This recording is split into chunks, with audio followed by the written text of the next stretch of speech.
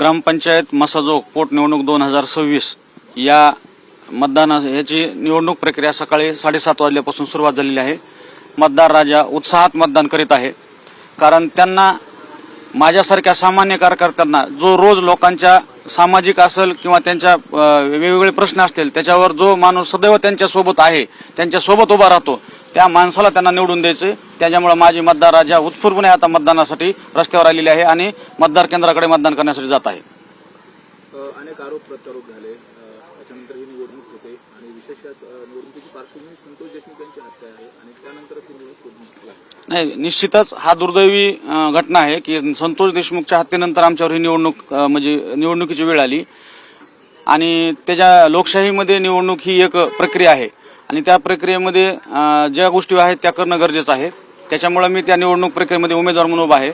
आरोप प्रत्यारोप जे काय आहेत ते मी तुम्हाला उद्याच्या नंतर कधीही तुम्ही ज्यावेळेस मला बोलता, आज मला फक्त माझ्या मतदार राजाला विनंती करून माझं चिन्ह कब्बशी त्याच्यासमोर त्यांना मतदान करायला मला त्यांना विनंती करायची आहे। अनेक वेळा जर एखाद्या कुटुंबातील व्यक्ती गेला असेल तर त्या जागेवरती सहानुभूती म्हणून महाराष्ट्राची राजकारणी एक परंपरा आहे, त्या घरच्यांना हे दिलं जातं किंवा त्या बिनविरोध निवडणूक केली जाते। मात्र पहिल्यांदा तुमच्याकडे देखील अशा पद्धतीने नाही, बिनविरोध निवडणूक होण्यासाठी ज्या गोष्टी घडायला पाहिजे त्या मसाजोगमध्ये घडल्या नाहीत।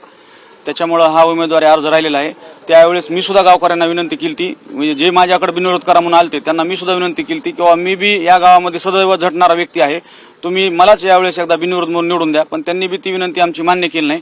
त्याच्यामुळे ही निवडणूक लागलेली आहे। मात्र अनेक वेळा त्या कुटुंबातील पदावरचा सदस्य निघून गेल्यानंतर अनेक निवडणुका बिनविरोध झालेल्या आहेत आणि विशेषतः तिथं सिंपेती म्हणून जसं की स्वर्गीय लोकनेते गोपीनाथ मुंडे साहेबांच्या निधनानंतर खासदार प्रीतमताई असतील किंवा इतर ज्या निवडणुका होत्या त्यात बऱ्याच पक्षांनी उमेदवार देखील दिले नव्हते। नाही, हो का, सिंपत्ती आज बी संतोष देशमुखच्या कुटुंबाच्या मागे आहे, पण ती न्यायालयीन लढाईमध्ये मी वारंवार ती गोष्ट सांगितली, इलेक्शनमध्ये जनता माझ्या मागे आहे, कारण जनतेला त्यांचं काम करणारा माणूस हवा आहे।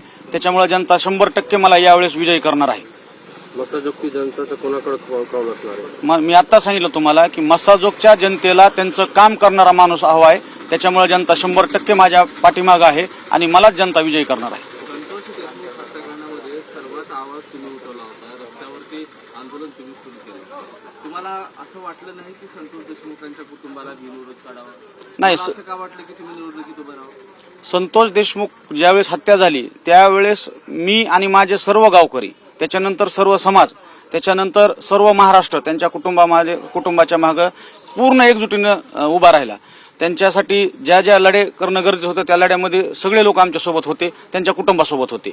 परंतु हे राजकीय लढाई आहे, राजकीय लढाई वेगळी आणि न्यायालयीन लढाई वेगळी। संविधानानं मला अधिकार दिलाय म्हणून मी निवडणूक लढवित आहे।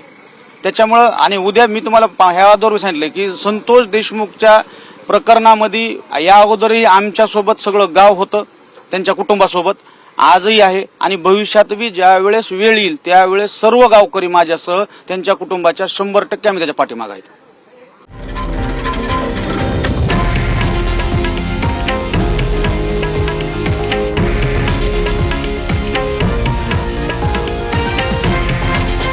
हे आहे देशातील नंबर 1 न्यूज नेटवर्क आणि आपण पाहत आहात TV9 मराठी, एकमेव।